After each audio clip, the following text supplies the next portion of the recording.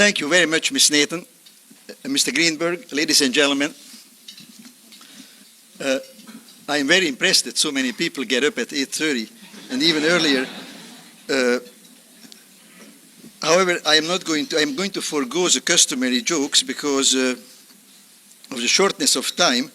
I do want to thank Mr. Greenberg and the organizers of the program for inviting me. I can hardly think of an audience I rather address than one composed of libertarians. But instead, thank you. But I must say that insofar as liberty is, as I understand it, and as I'm sure we all understand it, is fundamentally tied to the idea of protecting one's life, liberty, and property, it seems to me that a speaker's time should also be protected. And I feel a little deprived starting with 15 minutes deprivation, especially since I prepared a rather serious presentation, since I thought that although the title is accurate and the one that I myself agreed to, it seemed to me that it should be, I hope it is, and if it isn't, it should be fairly obvious to an audience like this in what ways psychiatry is used as a weapon by the state. And if it isn't obvious, I can tell you in about 2 minutes. So I have plenty of time to talk about something very closely related to this, but a little more meaty. Now, let me just run through, quite seriously, in about 2 minutes or less, the ways in which psychiatry is a weapon of the state, and then go behind the scenes, as it were.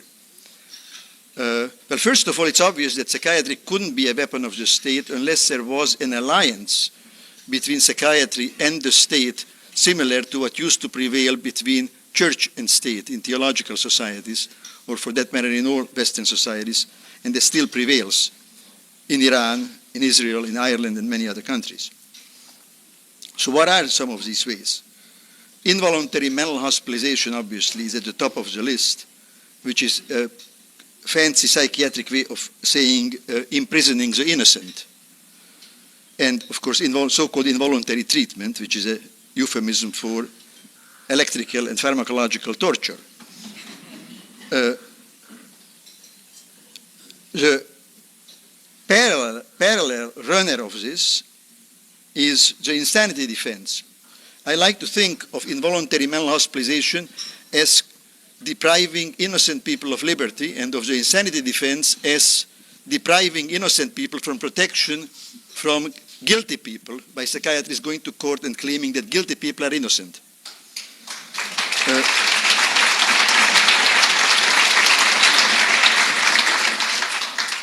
These two things really go quite hand in hand, and those of you who have seen the play Agnes of God can see how in a rather sensitive play these issues are completely mixed up. And I think the player, I don't know who is more mixed up, the playwright or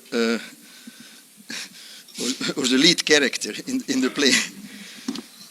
Now, in addition to that, to these things, there are a myriad of interminglings between psychiatry, politics, and the law, exemplified by such things as contesting of last wills, such as has been in the news recently with Tennessee Williams's will, divorce and custody cases, the whole area of psychohistory, which should really be called psychoassassination, and so forth.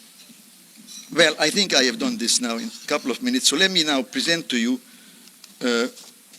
what seems to me the historical and philosophical background, or some of the underpinnings of this phenomenon. I have done this by, partly for this occasion and partly for another one, by trying to reconstruct the relations between psychiatry and the state in a way that's analogous to the thinking and analysis that's been devoted to the relations between church and state. And so, naturally, I have to say some things about the two major religions which have influenced our society, namely Judaism and Christianity. I will skip most of that. Suffice it to say that I look upon freedom as being one of the things which human beings seem to want.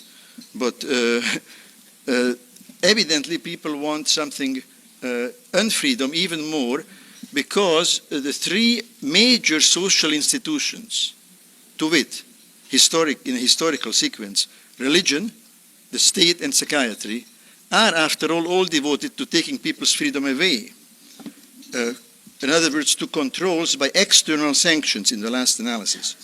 And if you look upon religion, I should add here that I am, of course, personally not religious, but I am speaking respectfully of religion, but in a non-religious, if you like, anthropological, secular way. If you look upon religion, what impresses one is the image of man as helpless and powerless, and of God as extremely powerful, and man submitting to this force. Well, this is not exactly an image of freedom. Now, with this background, let me read to you in large part, perhaps with some aside, what I have prepared. How did it come to be, then, that over long stretches of history, and in some parts of the world even today, religious ideas have justified the most absolute, unlimited uses of power? Although the details of the theological justifications of repression are numerous and complicated, they all seem to come down to a single image, namely to a monotheistic male God who rules from heaven over all of mankind as a father on earth rules over his children.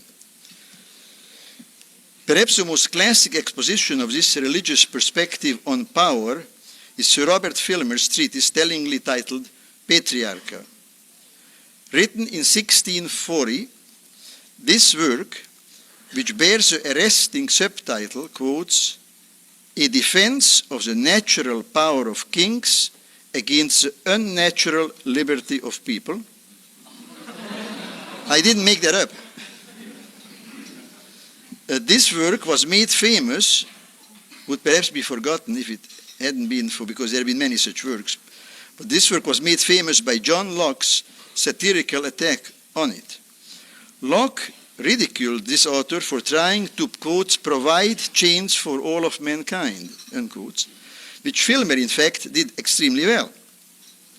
What should interest us, and should perhaps have interested Locke a bit more also, was how Filmer justified the benefits, one might now say cures or treatments, which redounded to those enlightened enough to fasten those chains on themselves and others.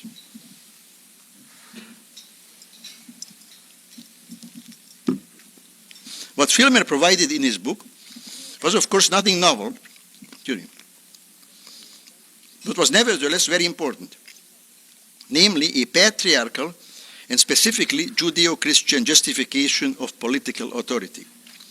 Filmer maintained that kings were entitled to absolute power over their subjects, who in turn owed their rulers absolute obedience. Why? Because both the king's wielding of power and the subjects yielding to it were decreed by God, the divine lawgiver. How did Filmer know this? The Bible told him so.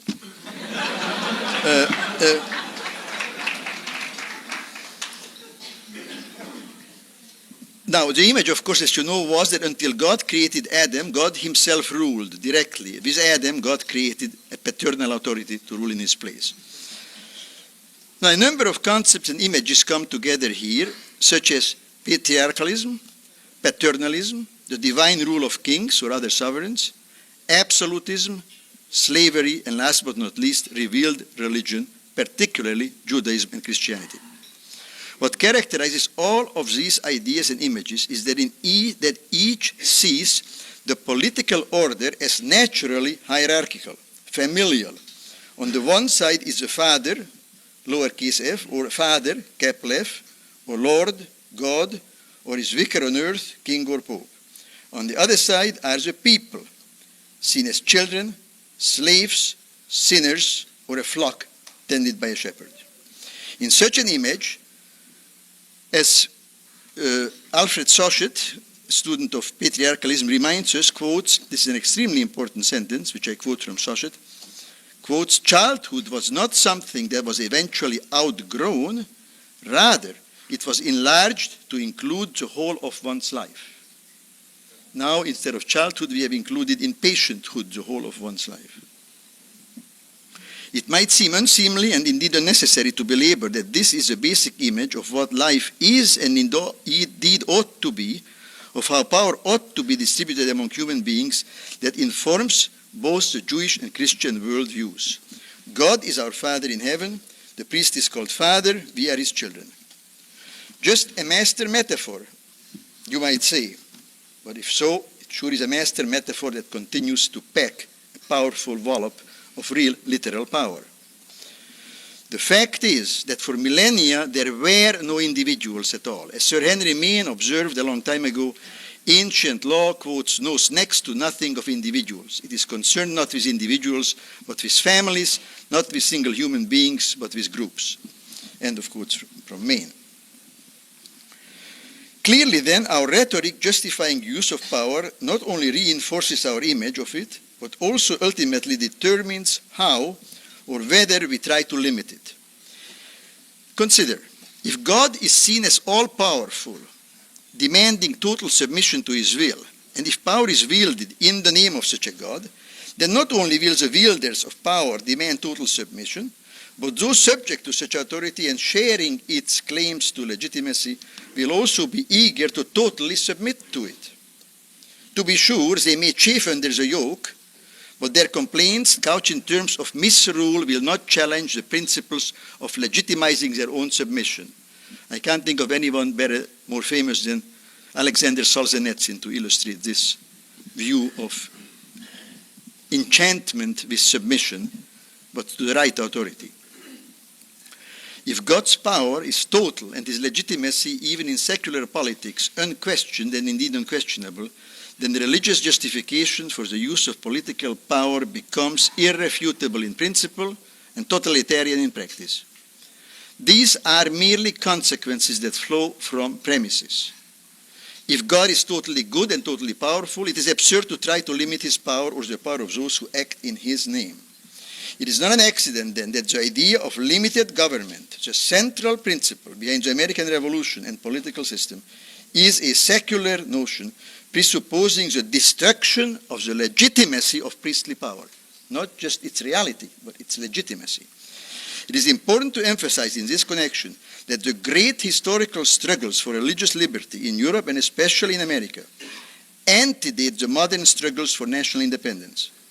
Sadly, but not surprisingly, liberation from oppression by the priest led, in most cases, to oppression by the politician, the interests of the state replacing the interests of God as a leading symbol for sanctioning power. I shall not and cannot be concerned here with this tragic but perhaps often inevitable metamorphosis in the grand human drama of domination and submission. Instead, I want to comment briefly on the specifically American historical experience vis-à-vis the problem of religious oppression and religious liberty, and then bring in psychiatry. Leaning heavily on the great thinkers of the European Enlightenment, the men of the American Enlightenment saw their task clearly. Simply put, it was this. For centuries, the soil of Europe was bathed in blood shed in the name of God. Catholics persecuted Protestants, Protestants persecuted Catholics, and both persecuted the Jews. For men who worshipped liberty as well as a loving God, it was not a pretty sight to behold. Because in these persecutions, the use of force was justified by appeals to gods and churches, and because the actual use of force making the persecutions possible rested on an alliance between priest and king, the mechanism for controlling this sort of violence seemed obvious enough. Separate church and state, authority and power. The great writings of Thomas Jefferson and James Madison are sharply focused on this one theme, taming the abuse of power justified by faith and God. Their words are true and timely today as ever. Let me quote one of Jefferson's pertinent comments, one that you all know, I'm sure. It is error alone, wrote Jefferson, which needs the support of government. Truth can stand by itself. The way to silence religious disputes is to take no notice of them. It does me no injury for my neighbor to say there are 20 gods or no